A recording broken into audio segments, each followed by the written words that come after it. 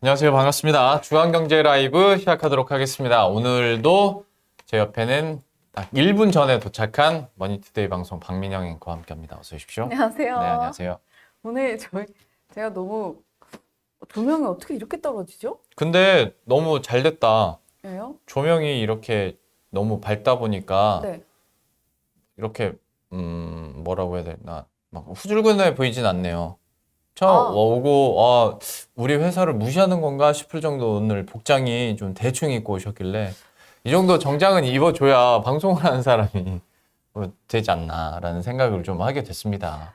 그동안 반팔티 입고 네. 맨날 밑에 운동화 기억 안 나는데요. 제가 오늘 폴라티의 가디건을 입었습니다, 여러분. 이게 딱 타이 딱 하고 어디 가서 여자 앵커는 딱 원피스 딱 해가지고 전형적인 구시대적 발상을 하고 있으시네요. 유튜브 감성을 모르시나 보다. 네. 뭐 어쩔 수 없죠.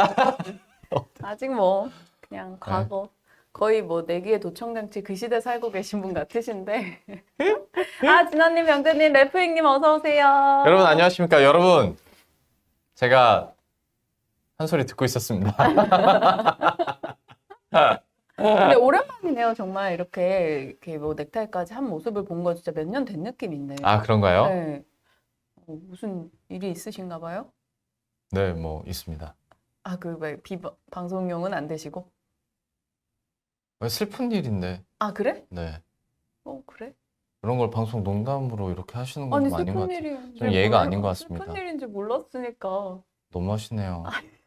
사람이 어떤 일이 있을 줄 알고. 여러분, 한 주간의 증시가 몹시 힘들었습니다. 첫 끝발이 똥끝발이라는 말이 있죠. 우리 회사 지금 무시하는 겁니까? 왜요? 첫 끝발이 똥끝발이란 말을 MTN에서는 안 하잖아. 하는데? 해요. 진짜로 해요? 뭐 대담할 때나 그 유튜브 할 때는 했죠. 그렇습니다. 네. 맞아요. 실제로 그랬죠. 첫 월요일 공매도 금지 이슈가 주말에 기습적으로 나오고 나서 월요일에는 정말 이례적인 역사적 기록을 쓸 만큼 엄청난 폭등을 합니다. 코스피 5%, 코스닥 7%. LG엔솔 22%, 네. 포스코 MTEK이었나? 상한가. 퓨처엠. 퓨처엠 그리고 상한가. 에코프로 BM 상한가. 와, 정말 말도 안 되는 눈을 비비고 의심할 만한 그런 시세가 대단했습니다. 벌어졌고 그다음 그날 밤 하루 사이에 많은 이들이 공매도 맛집 리스트를 엄청나게 찾아서 정리할 만큼 저 또한 그랬고요. 그만큼 강한 시세가 났는데 그게 일단은 화요일에 하락으로 일정 부분 많이 반납이 됐고 네. 화, 수, 목, 금 오늘까지 시장이 계속 밀려나고 있는 네. 상황입니다. 그만큼 정말 극명하게 갈랐던 월요일과 화수목금의 흐름이 나타났고요. 그러니까 물론 월요일에 상승폭을 되돌릴 정도로 하락폭이 막 큰 건 아니었는데 물론 다음날 좀 크긴 했습니다만 그 정도는 아니었는데도 사실 우리들 다 그 생각은 했잖아요. 한 2, 3일은 그래도 오르지 않을까? 한 일주일 많이들 봤죠. 일주일까지 봤다고? 많이들 일주일 정도 생각을 했어. 왜냐면 일주일은 너무 길다. 그때는 공매 리스트 상으로 2차 전지 돌고 바이오 돌고 게임 돌고 막 이렇게 해서 조금 그게 오래 갈 걸로 생각을 했었는데 네. 일단은 뭐 그렇게 끝이 났고요. 근데 어찌 보면 게임 돌고까지는 맞긴 맞다. 그죠. 게임도 사실 그런 공매 이슈도 있고 실적 이슈, 뭐 수급 빈집 여러 가지 지스타도 그렇고 이슈가 맞물려서 올라가긴 했습니다. 약세장에서도 그래도 강세를 기록했죠. 네. 공매도 금지 관련해서는 너무 많이들 들으셨을 것 같아서 간략하게만 짚고 넘어가겠습니다. 역대 4번째로 우리가 공매도 전면 금지 조치가 내려졌어요. 네. 과거에는 글로벌 금융위기, 그리고 유럽 재정위기, 코로나 때 팬데믹 위기 이후에 벌어진 일이었는데 이번에는 그런 금융위기 쇼크 상태가 아니었음에도 불구하고 공매도 관련한 불공정 문제를 해결하기 위한 조치로 내려졌습니다. 많이들 총선을 염두에 둔 움직임이다라고 얘기하고 해외 외신에서도 그런 보도를 했죠.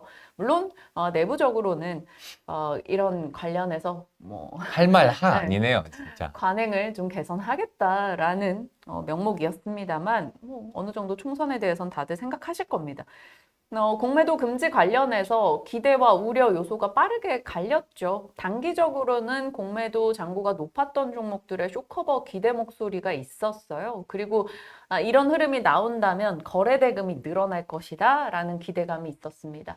그런데 장기적으로 봤을 때는 우리가 MSCI 선진지수 편입을 계속 문 두드리고 있는데 거기서 내건 게 공매도 금지를 풀어라라는 거였거든요. 그것에 역행되는 조치라는 점에서 지적이 있었고, 외국인의 자금 이탈, 장기적으로 봤을 때는 외국인의 수급 유입에 방해가 되는 요소다라는 점도 지적이 됐었죠. 이런 말씀을 들으면 분명히 욕하시는 분들이 있겠지만 음. 다만 그렇게 많은 분들이 보시지 않는다라는 점과 우리 지금 실시간으로 보고 계신 분들은 그런 욕을 하지 않을 거란 걸 알기 때문에 드리는 네. 말씀은 공매도에 대한 순기능이 분명히 있고 그가 그 역할이 해내는 포인트가 분명히 있잖아요. 그러면 지금의 기울어진 운동장을 다시 평평하게 만들 개선이 필요한데 사실 무작정 그냥 공매도를 금지한다고 해버리면 말씀해 주신 것처럼 외국인 입장에서는 해지하는 가장 큰 수단이 없어지는 거거든요. 매력도가 어떤 시장 경쟁력으로 봤을 때 왜냐면 우리 시장밖에 없지만 외국인 입장에서는 코리아만 있는 게 아니잖아요. 그렇죠. 여러 시장 중에서 해지할 수 있는 게 없다면 과연 외국인들이 어떤 수급 플레이를 보여줄까라는 생각도 사실 하게 되는 거고 선물 매도에 대한 그래서 부담감도 사실 저는 좀 걱정이 들긴 하더라고요. 네. 여기에도 있는 거고. 여튼 이번 어차피 이렇게 됐으니까 공매도의 어떤 개인과 기관 외국인의 서로 기울어진 운동장은 다시 평평하게 좀 세부적인 제도 개선은 하되 과연 그냥 전면적으로 이렇게 금지를 했을 때 시장에 플러스가 될 것인가 마이너스가 될 것인가는 한번 플러스가 되면 좋죠. 네, 그리고 좀 저평가됐던 종목들이나 공매도 잔고가 너무 높았었던 종목들이 좀 계속 올라줬으면 하는 바람도 물론 있습니다만은 기대와 우려가 둘 다 있다라는 점은 방금 전에 박민영 앵커가 잘 정리를 해줬고 이게 중요한 건 뭐 이미 벌어진 일이에요. 네. 그러면 남은 그 금지 기간 동안 정말 목적 달성을 해내야 되는 거죠. 불공정 문제 해결을 위한 제도적 개선이 명확히 뒤따라야 될 겁니다. 네. 과거보다 우리가 기대치를 조금 낮춰야 되는 건 과거에는 아무것도 공매 금지가 안 돼 있던 상황에서 공매 금지가 됐던 거고 네. 이번에는 저희가 코스피 200과 코스닥 150만 공매도가 가능한 상황에서 그게 또 전면 금지로 간 것이기 때문에 과거랑은 조금 다를 수 있다. 그리고 과거에는 공매 금지를 쓸 때 금융 위기를 맞았던 상황에서 공매 금지를 꺼낸 거여서 다른 네. 재정책이나 뭐 통화 정책 등을 많이 썼단 말이죠. 네. 근데 이번에는 그렇지 못한 상황이기 때문에 효과에 대해서는 좀 지켜볼 필요는 있겠습니다. 그리고 그 이제 일맥상통하는 부분 중에 하나가 예전에는 이렇게 됐을 때 외국인들이 결과적으로 팔긴 했었는데 다만 개인 자금의 새로운 유입들도 있었거든요. 그러니까 유입 자금이 올라왔다는 건데 지금은 어떤 어마어마한 새로운 유입 자금이 없는 상황이면 시총은 그 월요일에 확 늘어버렸잖아요. 그걸 떠받칠 수 있는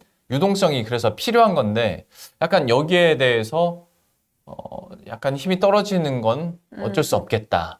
유동성이 그만큼 못 받쳐주니까 그것도 한번 생각은 해보셔야 될 것 같습니다. 네. 그래도 우리도 긍정적인 거라도 기대를 해보면 긍정적인 부분은 분명히 그날 있죠. 2차 전지가 급락해서 이렇게 상한가로 올라오면서 꽤 많은 분들이 또 이익 실현을 하셨을 거예요. 그러면 거기서 나온 묶여있던 2차 전지 자금이 또 좀 돌 수도 있지 않을까라는 희망회로도 살짝 그려보는데 네, 맞아요. 그래서 그날 개인들은 월요일에 순매도 했잖아요. 네, 대규모로. 그런 상황을 좀 한번 지켜보고요. 네. 공매도 맛집 테마가 그 이후에 좀 등장을 했어요. 그래서 바이오나 게임이나 뭐 이런 쪽에서 공매도 잔고 비율 높았던 종목들 체크가 쫘라락 들어갔고 마침 타이밍 잘 맞춰서 이번 주에 게임사들 실적이 주르륵 나왔는데 생각보다는 괜찮은 곳들이 많았었기 때문에 여러 가지가 맞물려서 이번 주는 게임주들의 강세가 좀 도드라졌었습니다. 물론 오늘장까지는 이어지지 않았습니다만 그래도 한 3거래일간 올라갔는데 이것도 사실 공매 이슈나 뭐 실적 개선에 반응한 거라기보다는 정말 수급의 흐름이었습니다. 수급에 민감한 중소형주 등 위주로만 올랐지 사실 뭐 정말 신작이나 이런 것들을 기대해 볼 만한 대형주가 강하게 간 거는 하루밖에 안 됐거든요. 그렇기 때문에 이게 단발성 수급 이슈 외에 더 갈 수 있을지에 대해서는 좀 고민이 필요한 상황입니다. 예. 그 밖에 섹터로는 반도체 한번 보죠. 음, 반도체가 솔직한 말로 이슈 대비해서는 주가는 계속 실망스럽거든요. 우리가 했던 말이 그거죠. 근데 그럼에도 불구하고 지켜내는 것도 또 반도체입니다. 그러니까 막 급락으로 가주지 않고 어찌됐건 시장 하단에서 매일같이 상승 특징주의 일부 반도체들이 이름을 올리고 있다라는 것만 해도 잘하고 있는 거고요. 요즘에 실적 시즌이잖아요. 주요 뭐 메이저 업체들의 실적 발표되고 뭐 거기서 나오는 코멘트 등을 들어보면 다 내년에 대해서 좀 낙관적인 코멘트를 합니다. 네. 그래서 어제는 이제 대만 업체들에서 실적이 나왔는데 대만은 뭐 반도체 산업이 거의 국가 경쟁력이라고 볼 수 있는 곳이라 그렇죠. 이들의 반도체 코멘트는 나름 눈여겨보는데요. 대만의 3대 메인보드 메이저사가 이제 어제 실적 중에 10월 매출액이 급증했고 그래픽 카드나 AI 서버 실적이 성장했다라고 코멘트했습니다. AI 서버는 일반 서버 대비해서 D램 사용이 훨씬 많기 때문에 이쪽이 반도체 개선의 신호가 될 수 있다라는 거고 대만 템리스 업체도 2, 3년간 메모리 업황이 낙관적이다라고 코멘트했죠. 조금 걱정됐었던 엔비디아의 이 중국 수출 막히는 부분이 엔비디아가 또 틈새를 노리고 있습니다. 새로운 중국용 AI 칩 세 종류를 발표할 거다라는 뭐 중국 언론에 인용을 해서 로이터가 보도를 했는데 일단 이 부분이 어떻게 되는지 한번 봐야 되고요.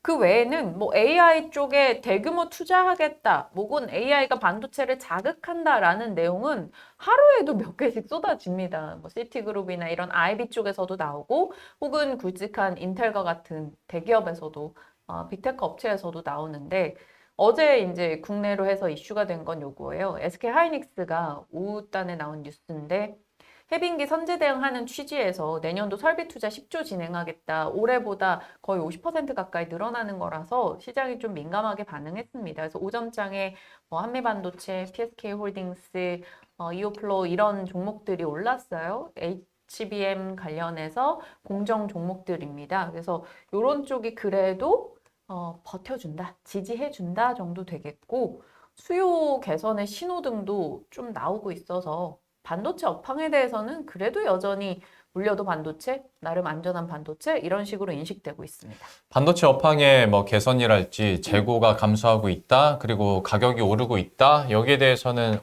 뭐 상반기 때부터 계속 얘기가 나왔었는데 우리가 여전히 좀 찝찝했던 게 상반기 때까지만 하더라도 수요에 대한 회복을 확인할 길이 없었는데 그 수요 회복에 대해서도 자신감 있게 콩콜에서 얘기가 나오고 실제로 그렇게 되다 보니까 반도체가 전반적으로 좋아지는 것 같고 다만 반도체도 워낙 방대하잖아요. 그러니까 HBM으로 갈 것이냐, 그러면 혹은 뭐 낸드로 갈 것이냐, 후공정으로 갈 것이냐, 전공정으로 갈 것이냐, 뭐 그렇게 워낙 많다 보니까 제가 이 자리에서 ETF 얘기할 때마다 뭐라고 하는데 그 반도체 ETF들이 오히려 그러니까 되게 안정적으로 가는 거야. 그러니까 시장이 흔들리고 일부 반도체 종목들이 빠지는 날에도 반도체 관련 ETF들 보면 약세장에서도 그래도 올라. 그러니까 어느 구달이 하나는 반도체 내에서 선순환을 하는 거다 보니까 그래서 이것도 참 괜찮겠다. 맞아요.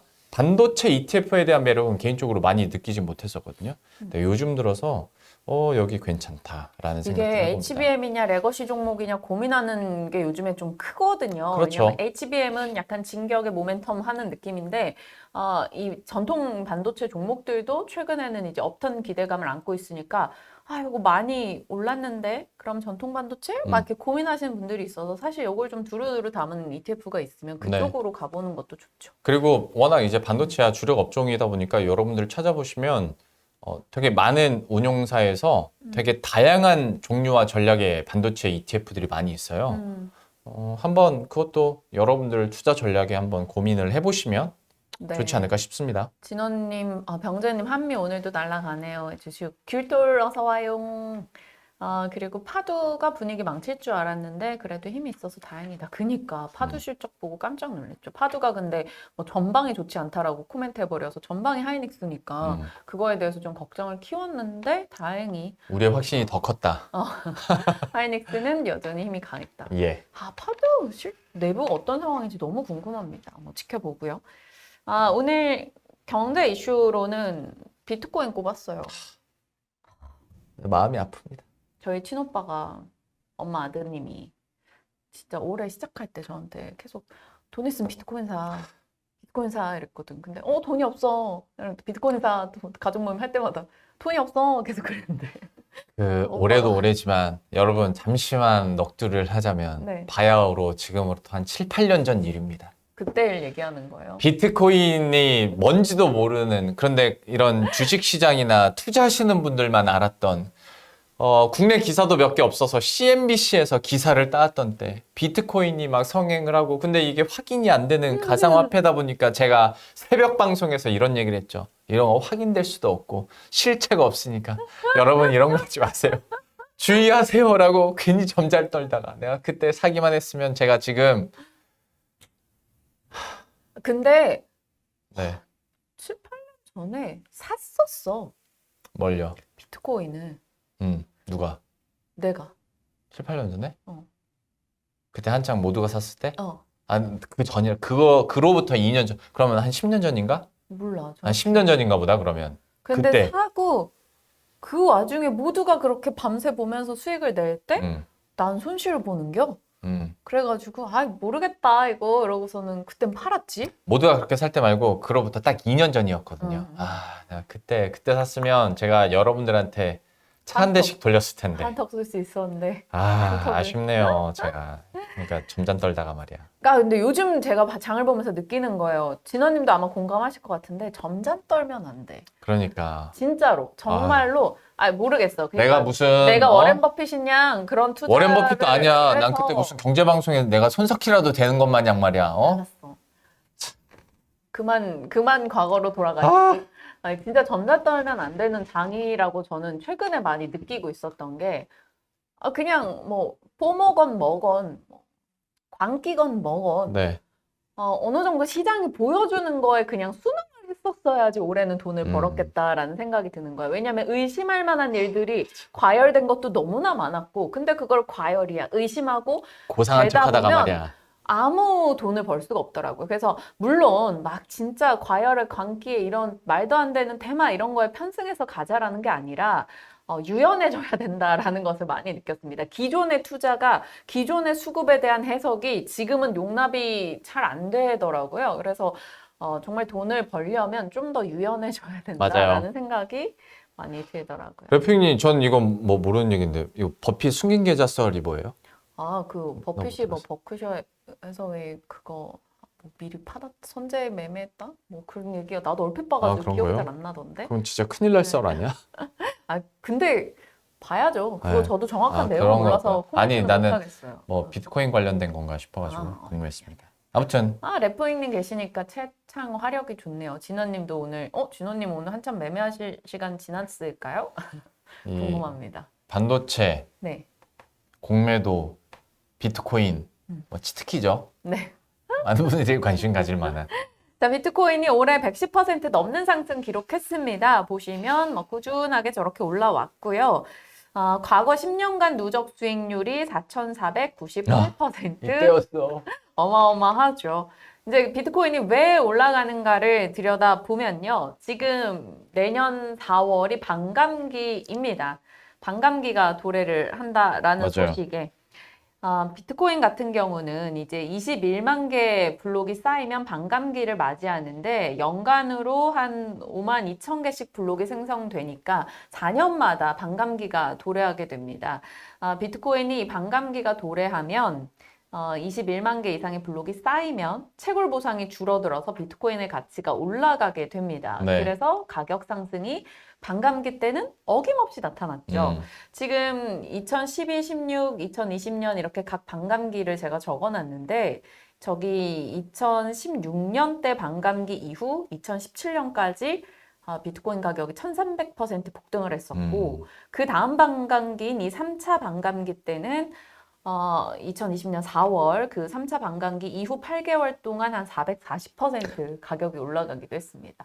물론 과거 대비 반감기에 비트코인 가격 상승의 폭이 계속 줄어들고는 있는데 가격 절대값이 비싸졌잖아. 그러니까 어찌됐건 반감기에 가격이 상승한다라는 공식은 모두가 이미 체감이 된 거지. 네. 그러다 보니까 미리 지금 가격이 올라가고 있고 지금 금과 비트코인의 채굴량의 역전이 이번 반감기에 나온다라고 해요. 그래서 보시면 비트코인의 채굴 비율이 0.8로 떨어지게 되고 내년도에 금 채굴 비율은 1.7. 그러니까 희소성이 훨씬 더 짙어진다라는 거죠. 금은 가만히 있었는데 비트코인 채굴 비율이 뚝뚝 떨어지면서. 그러니까요. 그러다 보니까 이 희소성 이슈까지 부각이 되면서 가격이 올라가고 있습니다. 거기다가 이제 중요한 이슈는 현물 ETF 승인이 떨어질 수 있다라는 기대감이 굉장히 강하죠. 뭐 빠르면 1월 아니면 3월 떨어질 수 있다라는 기대감이 강하기 때문에 금 ETF가 상장하고 나서 과거에 금 가격이 7년 동안 200% 넘게 올랐으니까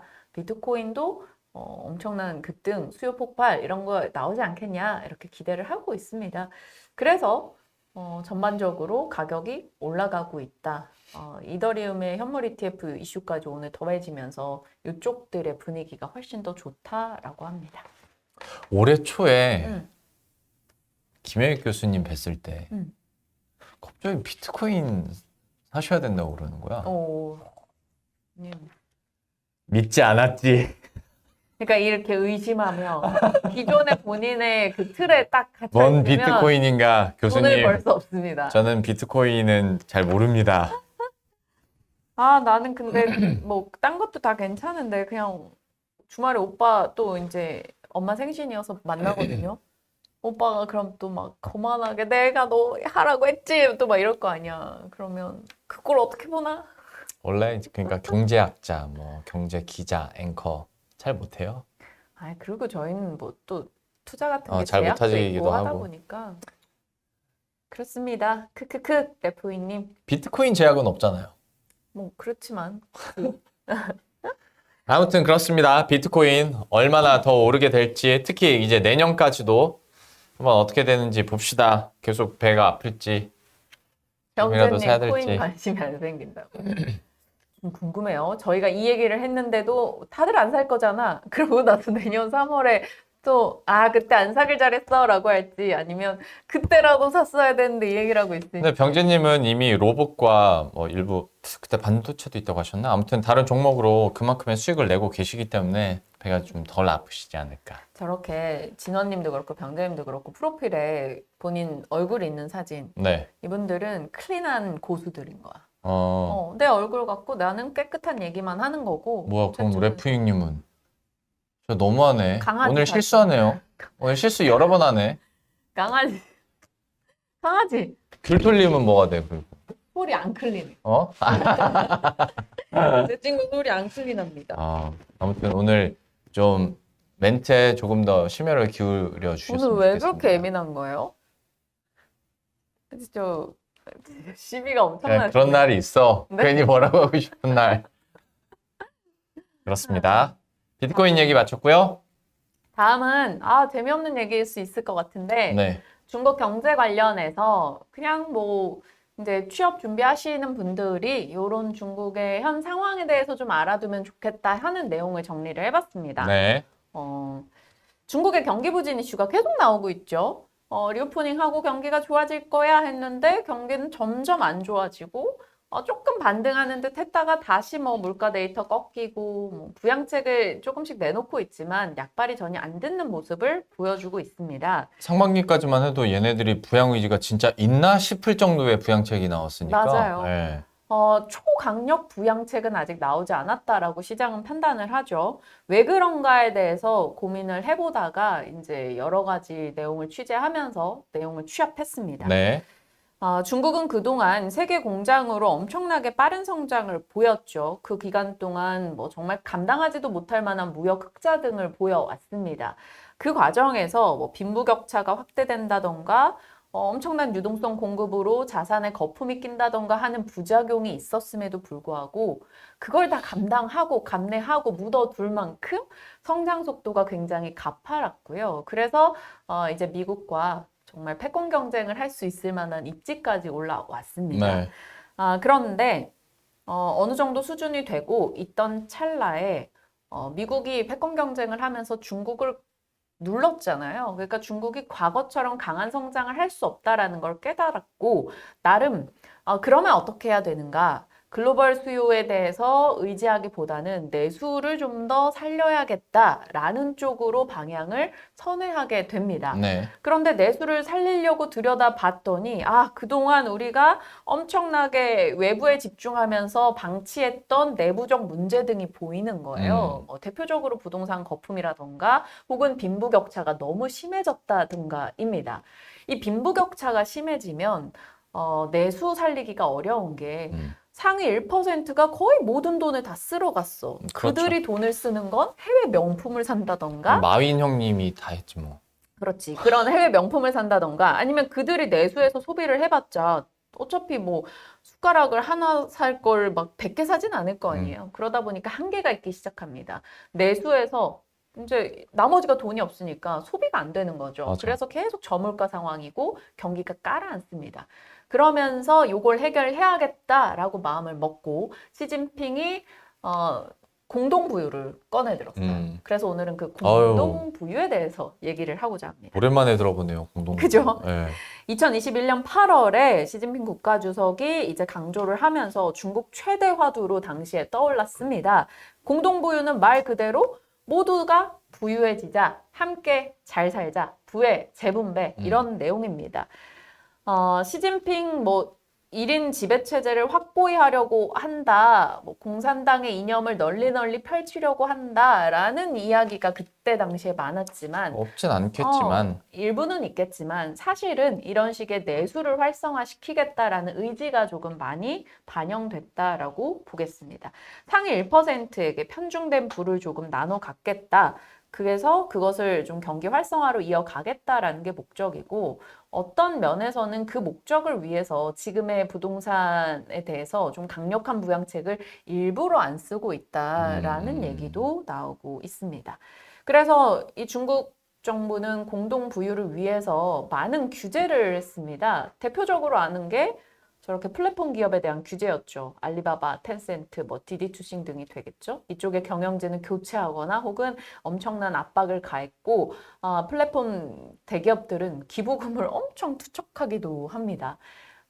주가를 봤더니 미국 상장 기준으로 알리바바 주가가 한 2년 동안 60% 넘게 빠졌더라고요. 저때 당시에 보면 대부분 잘 됐던 기업들은 다 당원들이 CEO거나 회장이었던 기업들만 잘 되고 맞아요. 나머지는 다 핍박받았죠.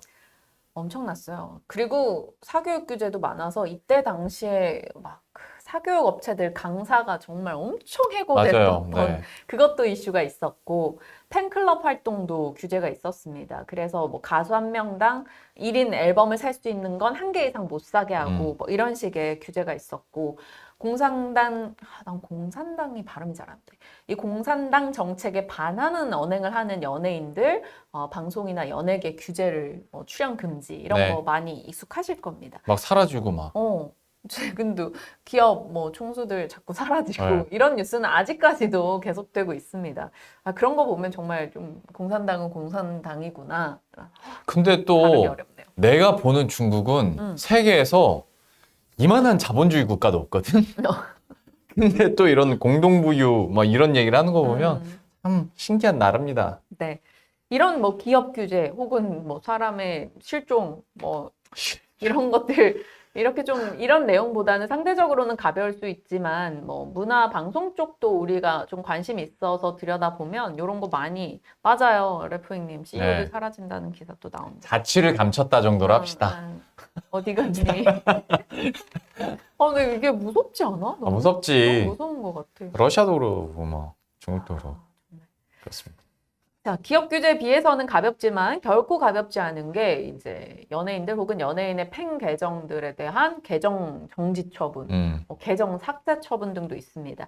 2021년도로 거슬러 가면 그때 당시에 공동부유가 엄청나게 더 이슈가 됐던 시기니까 아이유 혹은 소녀시대 태연 또 장원영 씨 한국 연예인들 웨이보 팬클럽 계정이 20개 정도가 한 달 정지됐던 바가 있었습니다. 우리 아이유 고생 많으셨네요. 이유는 비이성적으로 스타를 추종하고 그 응원하는 내용을 퍼뜨린다라는 거였고 방탄소년단 멤버 지민 씨 팬클럽 계정은 60일간 정지 처분을 받기도 했었는데 그때 당시에 지민 씨 생일 축하를 위해서 모금을 했는데 비행기 광고비 명목으로 3분 만에 100만 위안, 1억 2천만 원에 달하는 금액이 몰렸어. 3분 만에. 와. 그래서 그것 때문에 이제 중국 당국에서 또 그 계정을 정지시킨 거죠. 중국 언론은 당시에 한국 기획사들이 중국 팬들의 아이돌 추종 문화를 이용해서 돈을 너무 많이 벌고 있다. 그런 식으로 중국에서 이득을 취하는 것을 용납하지 않겠다. 뭐 이런 입장을 밝히기도 했습니다. 이런 식으로 중국은 공동부유라는 타이틀 아래 사회 정치적 외에도 문화 쪽으로도 엄청나게 검열을 했었고요. 최근에는 이제 블랙핑크 리사 중국 웨이보 계정이 돌연 폐쇄됐다라는 그래요? 기사가 있었습니다. 다른 멤버 계정은 보이는데 리사 씨 것만 안 보여서 뭘까 이유들을 막 추정을 하고 있는데 외국에서 조금 선정적인 19금 쇼를 했었다라고 하더라고요. 그래서 그런 뭔 면에서 상관이야, 그게. 그러니까요. 근데 이제 워낙 제니도 뭐 미국에서 그런 드라마 넷플릭스 아니야? 맞아. 잘 몰라요. 제대로 모르는 아니 얘기하지 중간에 얘기하다가 블랙핑크는 건들면 안 되는데 내가 그 생각해가지고. 난 진짜 제니 너무 좋아. 저도 좋습니다. 사실 잘 모르지만 블랙핑크 사랑해요. 네. 아무튼 네. 지금도 그러고 있다가 핵심인 아, 거죠? 그렇죠. 알겠습니다. 제니는 드라마래 진원님 말씀해 주시네요. 역시 우리 진원님 모르는 게 없으십니다.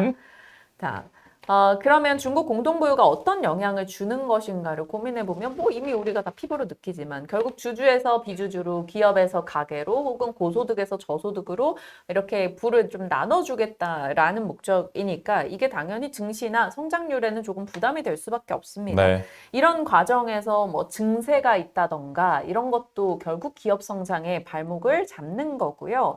뭐 일각에서는 그렇게 해서 중국이 중국 기업을 규제하는 사이에 한국 기업이 대체될 수 있지 않아? 라고도 기대를 하던데 사실 그게 그렇게 치면 반도체도 그런 기대감이 네. 없었던 건 아니에요.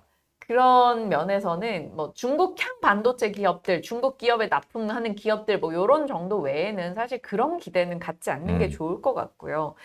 물론 이게 뭐 100% 나쁘다고는 볼 수는 없습니다. 장기적으로 소득 격차나 뭐 부의 격차가 너무 나면 사회적 갈등을 유발할 수도 있고 그런 것을 방치해서 갔을 때 더 큰 부작용을 마주할 수도 있겠습니다만 지금으로서는 공동 부유로 인해서 많은 성장률의 부담을 좀 중국은 느끼고 있다라는 겁니다. 어찌 진행될지 지켜봐야 될 것 같고요. 우리도 그 기조에 영향을 좀 많이 받고 있기 때문에 참고해야 되는 이슈라서 정리를 한번 해봤습니다. 일단 중국이 다시 이제 하반기 연말로 들어가면서 경기 부양에 대한 의지를 다시 조금씩 피력하니까 경제 상황이 좀 개선되는 건 봐야겠지만 얘기해 준 것처럼 여전히 소득 분배나 빈부격차는 심한 나라 중에 하나니까 또 어떻게 이걸 이끌어갈지 그리고 내년이 또 중국에게도 의미가 있는 해이기 때문에 여기서 좀 어떻게 경기를 부양해서 시진핑의 입지를 더 단단히 해갈지는 한번 지켜보도록 하시죠.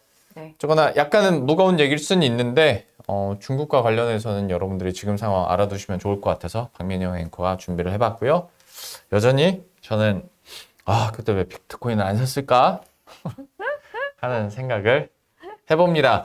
이번 한 주 동안 우리는 어떤 업종과 어떤 섹터와 어떤 산업군을 보든 결국 공매도 비중이 얼마나 되느냐로 귀결되면서 이런 얘기를 했지만 글쎄요, 다음 주에는 또 어떻게 시장이 흘러갈지 다음 주에 모르겠습니다. 수능 있어요. 네, 그래서 우리 수능 끝나고 보겠네요. 와, 네, 큰 이슈가 있다라는 걸 말씀드렸습니다. 수능 이슈죠. 수능 날 개장 시간도 바뀌는 거 여러분들 아시죠? 참고하시고요. 수능 지나고 저희가 또 많은 이슈 들고 수능에 관련한 얘기도 생활경제에 넣어볼 수 있으면 넣어서 들고 돌아오도록 하겠습니다. 진짜요? 네. 수능 끝나고 나서 뭐 수능 관련, 수험생 관련 마케팅 이런 거는 너무 고리타분하니까 갖고 오지 마시기 바랍니다. 네. 자기가 고리타분하고 있는 것을 이렇게 증명해 줍니다. 아니, 그 예전에 한창 이제 라디오 출연하고 했을 때 항상 이 시즌이나 수능 끝나면 수험생 마케팅으로 항상 한 국지씩 썼었거든요. 맞아요. 네, 미리 차단하는 겁니다. 딱 그걸 정리해서 돌아오도록 하겠습니다. 이번 한 주 고생 많으셨고요. 한 주 마무리까지 잘 하시고 주말에 추워진다니까 건강 관리 잘 하시면서 보내셨으면 좋겠고요. 왜요? 맞아. 아니, 빈대랑 막 중국 폐렴이랑 독감이랑 다 도니까 정말 많은 분들 그리고 자녀들이 아프더라고요. 네. 오늘도 제 주변에 지인들 아기들 열난다 얘기 너무 많이 듣고 와서 여러분 꼭 건강 관리하시고요. 네. 다음 주에 건강한 모습으로 뵙겠습니다. 그럼 다음 주에 뵙도록 하죠. 오늘도 함께 해주신 여러분 고맙습니다.